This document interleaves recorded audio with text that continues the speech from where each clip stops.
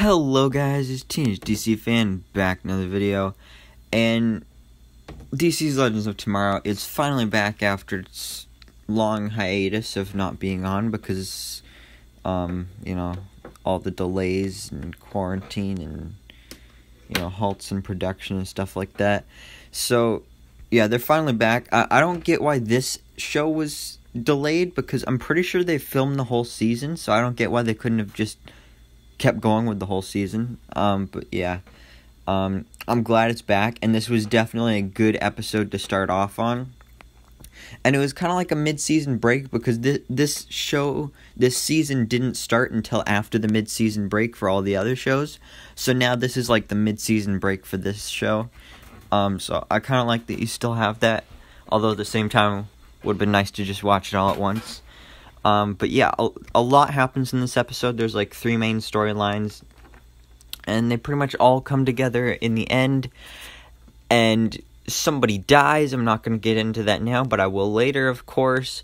Mick continues to try and be a father, and also, Zari meets Zari, as well as Charlie has to battle her sister. So, without further ado, let's get right into the episode and find out everything that happened in this episode for DC's Legends of Tomorrow.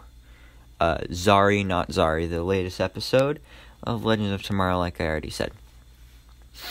So, like I said, Mick is trying to fix his daughter's perception of him, because she hates Mick for not being around while she was growing up. But he teams up with Ava and takes full advantage of their time machine to pop back to a few critical moments so she'll have some memories of Mick growing up. Just like what Rip did to Ava since she was a clone. He gave her memories and like, oh, yeah. So then we get a montage of all these different times where they time travel to go to her different memories. And there's some really good ones in there, like him reading a bedtime story to her, but him swearing through the whole thing. Volcano science project, and then he just used his heat gun to make it erupt and everything. And then my favorite, Halloween, when Mick was Heatwave and then she was Captain Cold. So I really like that. That was a nice touch. And even though they went through and did all of that, I mean, it was a sweet idea, but like most things, there are no shortcuts in parenthood. I mean, it's not like I'm a parent, not like I have experience with that. I'm nowhere near the time for being a parent. I mean, I'm way too young for that, mate. But those little moments weren't enough to make Mick's daughter love him. And he realizes that even with his best efforts for a day, nothing makes up for missing all those years with her. So then Ava explains to him that if that didn't work, if he really wants to be a part of his daughter's life and he wants her to like him, he should just apologize. And then at the end of the episode, when we last see Mick, we see that he does go off to apologize, but we don't actually see any of that. We just see that Ava goes off, and then she joins in another storyline, which I'll get into later. But I'm actually starting to really like this storyline, because Mick has always been a fun character. He's my favorite character on this show, actually. But this storyline has been a way to really explore him in a new and interesting way. Like, compared to the whole Rebecca Silver storyline with him being an author and everything, I definitely like this storyline a lot more, because that storyline was just kind of random and didn't make sense, like, oh, Mick's a romance writer, and it was just weird. But this one, it's like, he has a secret daughter that he didn't know about, because he did it with someone at his high school reunion. So it makes sense, and it fits in with his character, so I'm hoping that we see more of this storyline in the future weeks to come. But as for the rest of the episode, the kind of main storyline, so we have Charlie's sister, Atropos, and she murders the Smell, which was Charlie's band before she joined the Legends. And, she's being sad and everything, but Constantine really wants to go find that loom, so he heads out to find it on his own, but then Sarah and Charlie eventually catch up. But meanwhile, we see that Atropos goes to see her and Charlie's other sister, who's revealed to be the coin lady that was with Astra in hell. So, I mean, it really wasn't that big of a reveal, but it was good enough. So now they have a way to find the legends. And it turns out the loom is hidden on the set of Supernatural. So this is the crossover that's been teased by us for a Supernatural crossover, is just that they're on the set of Supernatural. I thought it was an interesting way of doing it. Obviously, it would have been better if they had, like, some actual characters or actors from the show. But I did enjoy seeing Sarah geek out over the show. But yeah, it would have been nice if they had something other than just the car from the show and, like, a bunch of zombies. But Atropos shows up, and Sarah and Charlie escape, but then Constantine ends up staying back to hold her off. But then we see Constantine catch up with those two, and he's acting a little weird, and he was like, hurry up, let's go before she realizes I'm not bleeding out on the floor. And then the camera pans over to seeing Constantine, the real Constantine, bleeding out on the floor. So it turns out this is actually Atropos in a disguise of Constantine. And, well, before I watched this episode, I heard that one of the main characters died in this episode. And throughout the whole episode, I was like, oh, who's gonna die? And at this point, I thought Constantine was dead, because he was laying out dead bleeding out on the ground. So I thought he was dead. But then, back with Sarah, Charlie, and Atropos, there's zombie crew members of the Supernatural crew. But then Charlie grabs the loom, and then Atropos reveals herself, and then she pins Charlie to the rock mountain wall thing with, like, bone knives. And I'm just going to assume that those bone things are are draining her powers, and that's why she didn't shapeshift, because it would have made sense if she shapeshifted then to, like, a dragon or something. But maybe they're saving that for a future episode where there's, like, this huge shapeshifter fight, so that would be interesting. But then Sarah sees Atropos' true form, which is supposed to, like, blow up your head, but it didn't happen with Sarah. And then Nate and Ava show up. Turns out Constantine is alive, and Atropos is now on the ship.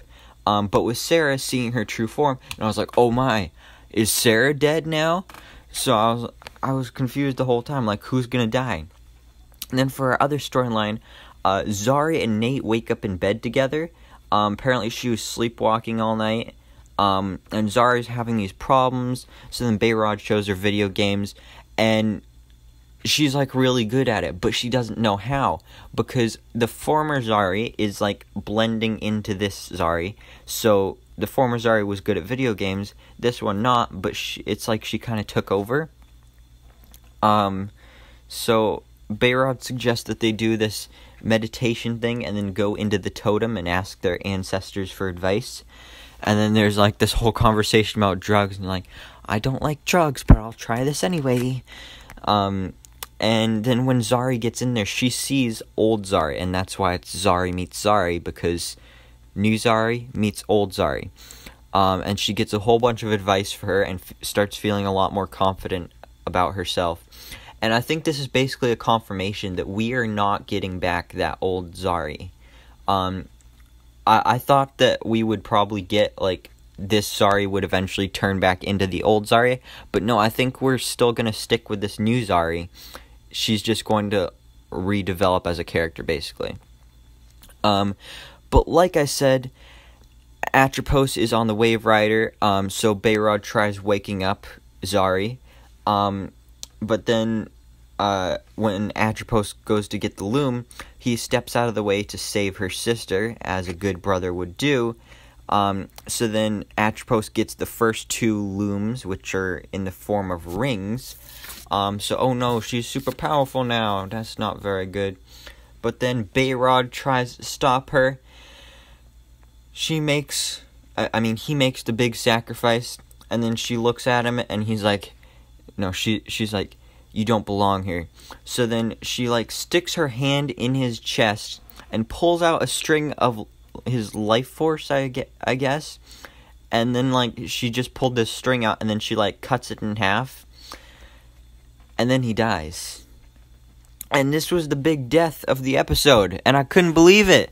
Like, the whole time, I was thinking, like, well, when the episode first started, I was thinking, oh, it's probably going to be Charlie, because, like, they're setting this episode up to be a whole Charlie episode. Like, you had the death of the smell at the beginning of the episode, the introduction of her sister. This is going to be definitely a Charlie-centric episode, so maybe she'll be the one to make the sacrifice.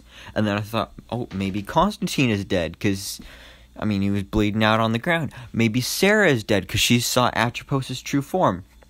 But then they come at us with Bayrod's death, which is like the person I least expected to die. And he was my favorite character on the show, after Mick, of course, because he's been on the show longer. But I love this character, and I'm sad that he's gone. But possibly he could come back, and I'll talk about that later in my predictions. But I hope that he does come back, because he was a great character. But yeah, so Bayrod's dead, but Zari doesn't know that yet, because she's still in the totem thing. And so then Sarah and Atropos, Atropos is trying to escape from the Wave Rider now that she has what she wanted, but then she and Sarah fight, and then Charlie comes running in and chops off Atropos' hand, and then she gets flung into the time stream. So I'm not sure if she's dead or not. I guess so. I mean, I don't think we'll be seeing her return. But now the Legends have the first two parts of the loom, and now they need to find the third one as well. But there's this whole mention in here, because Atropos is surprised to see Sarah, because she's like, how did you survive seeing my true form? What are you? So is this hinting at the fact that maybe Sarah has some kind of power or ability? Does this have something to do that she went through the whole Lazarus pit thing when she came back to life? I don't know, but they're clearly setting up something here where there's a reason that Sarah didn't die from seeing Atropos' true form. And I'm glad they did this instead of just saying, oh, she's a legend, that's why she survived it. So I like that they explained that and hopefully set up something like a good storyline, because she hasn't really been doing much, but hopefully she gets to do more here. But then Zari, she says goodbye to old Zari, finds out that she's proud of her and that she'll become a hero just like her, and she'll be the best version of Zari that she can be. And the old Zari is just glad that her brother and her family is alive. So she'd rather have the new Zari and have her family be alive than just have her old life back where she was a legend, old Zari. But then Zari wakes up from inside the totem, and first she's like, oh my god, guys, I just had like the most amazing experience. And then Nate and Ava are standing there, and they just look so sad. And so, something I like to point out here is I feel so bad for Nate here. Because, like, you can really see that he's trying to hold it in just for Zari. Like, he's not completely crying because, you know, Zari. But, like, Nate has lost so much. Literally last episode, his best friend Ray left the show, left the team. So, at least he didn't die. But he left the team, and he's probably never going to see him again. And now, in this episode, it was actually emphasized by Zari that Nate and Bayrod are best friends now. And now Nate lost another best friend. 2 episodes in a row, Nate lost best friends. Like, that's pretty sad. So I feel bad for him, but nothing was really, like, emphasized about how he was feeling about that in this episode, because they were focusing more on, you know, the pain of that Zari is feeling here. So she sees Bayrod's body there behind Nate. Of course, she runs over to him, oh no, he's dead. Very sad. So then she ends up crying for hours, and yeah. So this is possibly the last time we see Behrad. But that is when Zari goes in to see Constantine, who is in the medical bay, and he's recovering from his injuries of, bleeding out on the ground. And she asks him if... She's like, this is your fault, you're the one that started all this. And then she asks if the loom can bring back her brother. And then he says, well, yeah, of course it is, but you're dealing with powers you don't understand, dear. And then she's like, I don't care, we gotta do this. We're gonna go get that totem, and then we're gonna bring back my brother. I just want my brother back. So that's where it gets really interesting. And this is where it comes into my predictions when it comes to Behrad. So I'm thinking... Well, I'm hoping Behrad is brought back with the loom. But I don't think they're going to do that, because why make that sacrifice? Because that was a very good, very well executed sacrifice there. But then just have him brought back to life with the loom. So they could do that, and that's kind of what I wish they would do, but I don't think that would be very good storytelling, because it's kind of like you just forget about that whole thing that just happened with the big sacrifice. So I think instead what will happen is we will see Behrad return once again, but not as a member of the Legends, not alive. I'm thinking maybe we'll see him inside of the totem, and just like old Zari was. So then old Zari will finally get to be with her brother again, so then we get that happy ending between those two, as well as whenever new Zari needs any advice or guidance with her powers, then she can go and ask her brother, and we can see her brother anytime he just wouldn't be alive and, part of the team. So this is going to be interesting to see Zari using the totem again after, having her brother take over because of the ending of last season. But I'm excited to see her become a superhero again and do all her training and stuff. I wish it didn't have to come at the sacrifice of Behrad, because, like I said, one of my favorite characters. But no matter what character is, I love a good sacrifice. Like, it's just so cool to see, especially because he was trying to save his sister. It was really well executed. But what did you guys think about this episode? Please let me know all your thoughts down in the comments below. Thanks so much for watching. Please remember to like, comment, and subscribe. And hope to see you in the next video, so I can bestow all my decent knowledge upon you.